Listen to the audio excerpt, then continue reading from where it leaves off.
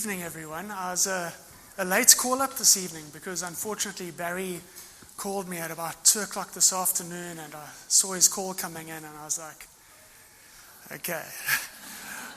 And the reason why I was reluctant and the reason I actually didn't put my name on the lineup at the beginning was because if we're talking about the masculine and the feminine, we've got to be talking about the divine masculine and the divine feminine.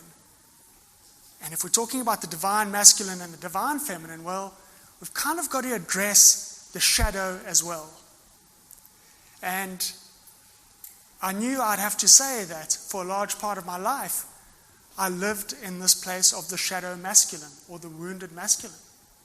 You know, I was promiscuous. I was unfaithful. I partook in locker room talk. I laughed at sexist jokes. I don't know if there are any men who didn't, because for a large part of our lives, for a large part of our upbringing, this was what society taught us. I mean, go back and watch some of the old James Bond films. You know, James Bond walking into Q's office, slapping Moneypenny on the butt and winking at her. I mean, if that was in a movie today, what would the outrage be? But yet, this is what we were taught as children. Not to mention the other aspect that our parents brought us up in a particular way. Our parents passed on their wounding to us. And as I got through my 20s and into my early 30s, and I was living a sort of like a dual life. I was studying all the spiritual material, reading all these books, going to talks, going to workshops. But I had 3 or 4 girlfriends on the go at one time. This is how it was. I had broken up with a long-term relationship. I moved in with some friends, and I was like, okay, listen, things aren't, I'm not ready to settle down. I was living in London. I was drinking a lot. And there were a lot of girls available. And that is just how it was. And at the time, I didn't realize what it was. I was kind of swinging between codependency and a deep fear of intimacy that prevented me from building any deep, lasting, meaningful relationships. And eventually, I reached a stage where it became quite uncomfortable. I started to notice that the relationships were empty and meaningless, and I would rather spend my Friday night alone than go and have a meaningless relationship. And I reached this point where I decided to stop dating completely. I was going to go on a self-enforced sabbatical until I met the one. And so I had a couple of uncomfortable conversations, and I'd called quits, and I wasn't going to date at all until I met the one, somebody meaningful. And this was a point of awareness, a point of realization that I didn't have before. You're kind of like stuck in this place where you're just living your life and you're moving and you can't see the wood for the trees. And then the discomfort made things clear. I needed to change something.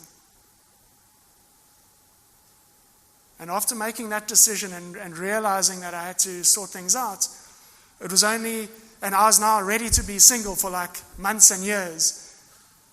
A couple of weeks later, I met my wife.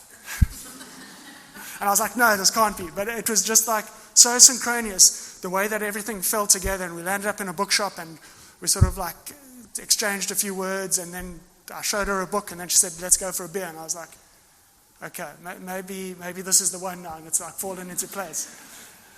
But the discussion on the masculine energy and the feminine energy isn't just about relationships. And it's not just about sex. It's about so much more, and I'm so glad that the other speakers have discussed that tonight.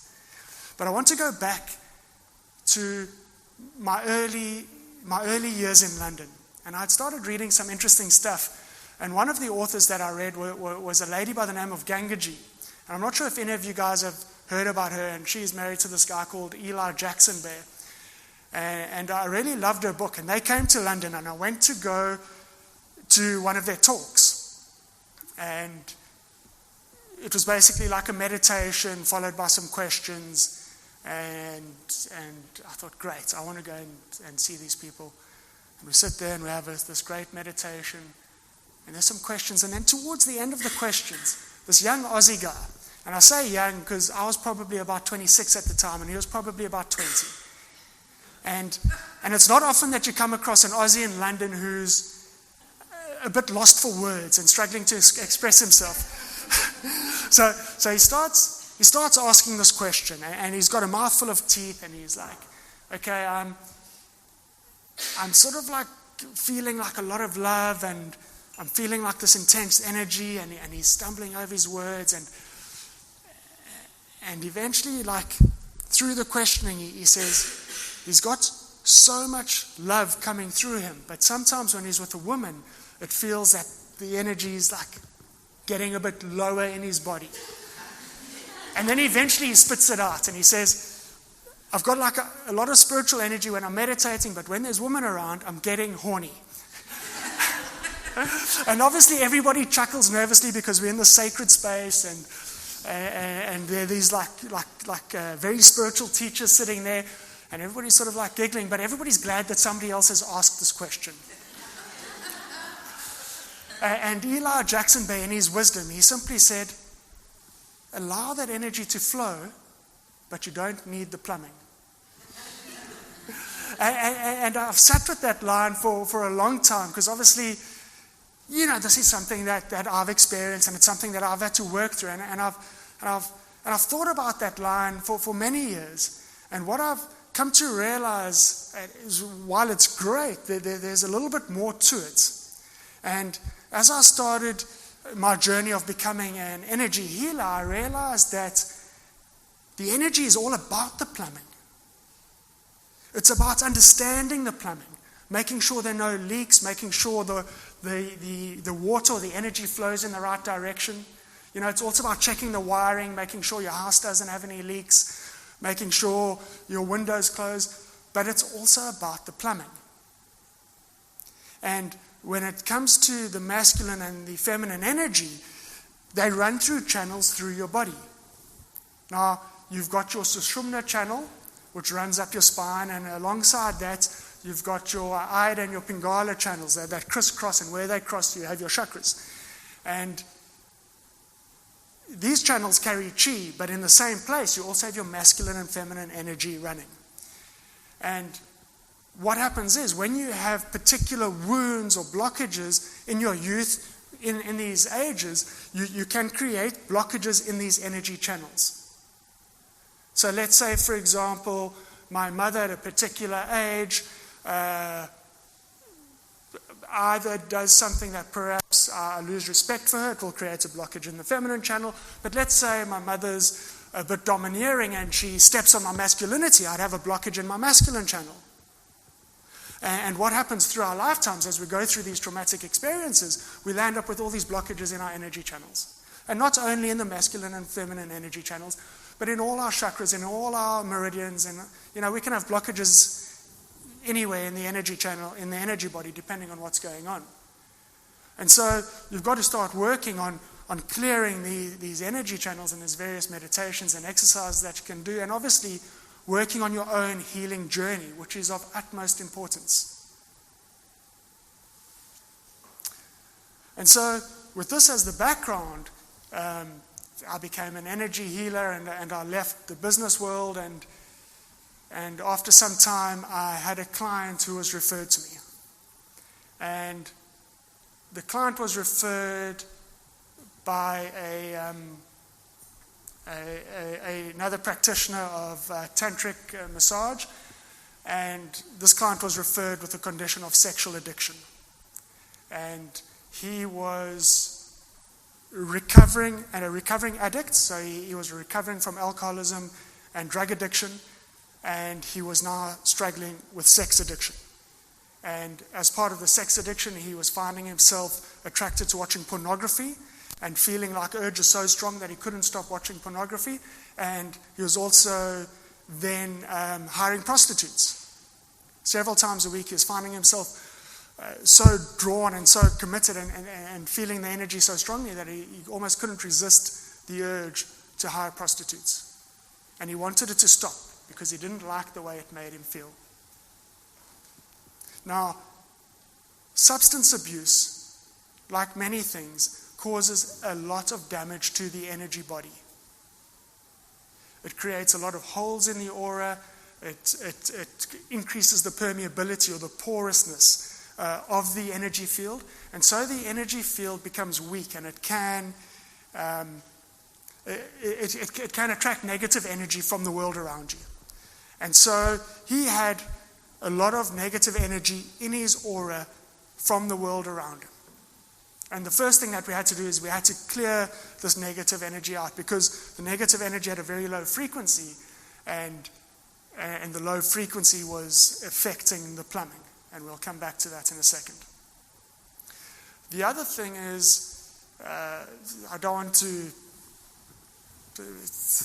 pretend to know the answer to addiction, but there was a lot of childhood trauma which had caused what's called soul loss, so part of the soul shutting down or closing down, and that was another part of the process. But before we even got to dealing with the soul loss and doing the soul retrieval, simply clearing the energy field of the negative energy with his awareness that he didn't like the behavior that he was displaying, the pornography and the use of prostitutes, the sexual addiction simply went away. It was just like no real big effort. It was there 1 week, and a few weeks later, he just didn't have that urge to watch pornography any further. And the other thing we did is an exercise with the plumbing. Now, this is quite interesting, and we're probably going to have some more giggles now, because some time ago I had a client refer to me, and the client had what is called persistent genital arousal syndrome. In other words, too much energy in the genitals, and she couldn't stop having orgasms. And normally when I tell people this story, there are a few little giggles and chuckles around the audience, and there's normally comments like, well, that doesn't sound like so much of a problem. But let me give you an idea. Let me give you an idea of how much of a problem that it was. Now, she came to see me about 2 weeks after the problem started. And in the first 10 minutes that she was in my healing room, she had 4 orgasms. Okay. And she was crying because she couldn't stop it. And I'm not just talking about a little orgasm. Have any of you guys seen When Harry Met Sally? Okay, so you've got the idea. So initially, long story short, we had to get the energy moving away from the genitals and up. And what I discovered was, when I tuned into the Kundalini energy, which everybody was telling me, no, it's the Kundalini energy, she's having a Kundalini awakening. It wasn't the Kundalini energy. And I connected to the Kundalini energy, and the neighbors knew about it. So, yeah.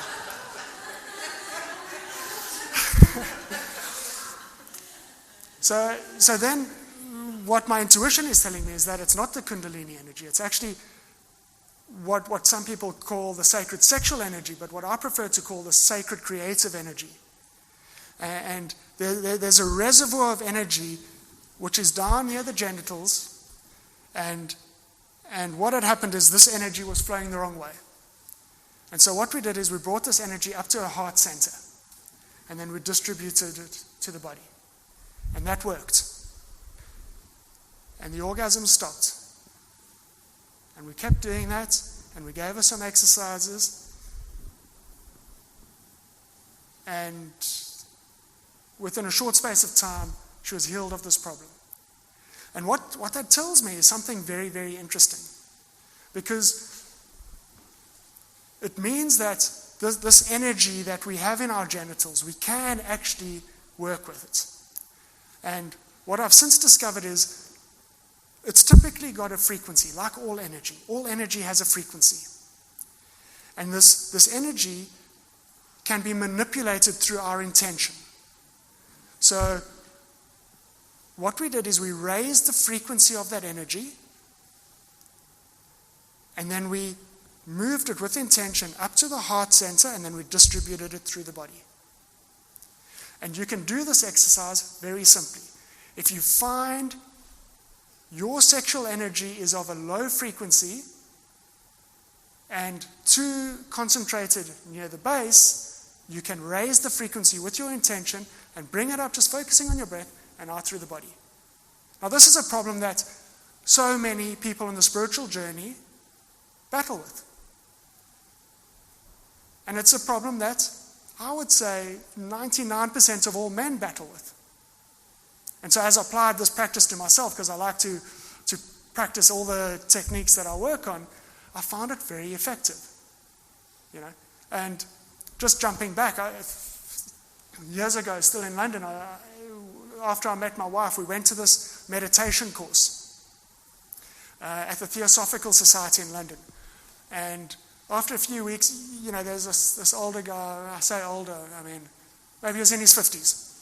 And he was teaching this meditation course. And after a few weeks, we did this exercise of breathing energy up the spine, through the chakra channel.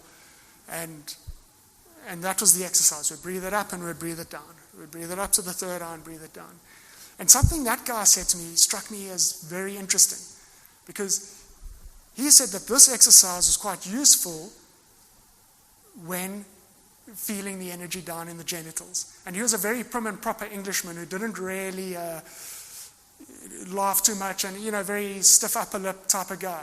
But he said that a lot of spiritual people struggle with or suffer from heightened sexual arousal. I think those were his words.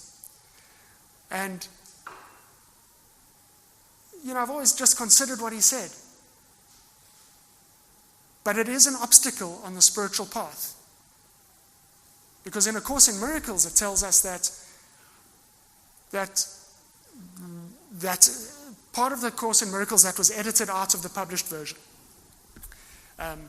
There's a line that says, all these impulses are miracle impulses, but what the ego does is it directs it in the wrong direction. I can't remember the exact lines, but basically, we've got this impulse, we've got this urge within us to connect with another person. So we feel this connection to another person, but what's happening is our subconscious ego is like saying, well, you connect sexually. Because you can't connect energetically because you're in a physical body. And it's one of the biggest decoys of the ego, one of the biggest decoys of being in a physical body is we believe that in order to connect with another person, we've got to do it physically. But if you didn't have a physical body, how would you connect to another person? If you ascended, if you reached spiritual enlightenment and you ascended to the higher planes and you met somebody, how would you connect? You'd simply feel their energy. And you can do that without the physical body. And you can have this amazing energetic connection. So, this was the other exercise I gave to the sex addict. Breathe the energy up to the heart, distribute it through the body, raise the frequency of that energy, distribute it through the body. And it is very, very effective. So, as a society, as we move through these great changes that we're experiencing. As James Bond is no longer allowed to touch the secretary's bottom when he walks into the office, and as all of us raise our consciousness, we've all got to do the work to keep up. You know, when I was young, kids could sit in the back of a car without a seatbelt on and you could jump around and carry on like a monkey. Your parents could be smoking in the car while they were driving you. You know, and James Bond could go and slap Moneypenny's bottom. But that's not acceptable anymore because society has shifted. And as society shifts, we kind of relate to it in a couple of ways. Part of our own awakening is affecting society, as is the collective consciousness affecting us. And so the call for all of us is to do the work. Because the work that we do, the wisdom that we attain, the moments of awakening that we experience affect all of society. And if we want society to heal, we need to heal ourselves.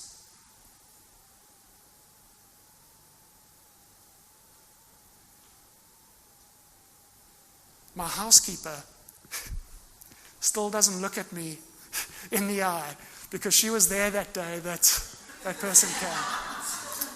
And every time my housekeeper arrives and I say hi, she sort of she sort of does this. But that's okay, because the wisdom and the learning that I experienced from that particular healing session and the sessions that followed was so profound, and I really think that it's important that more people know about this. That it's not that difficult, and that we can do it, and that we can make an impact on society. Thank you.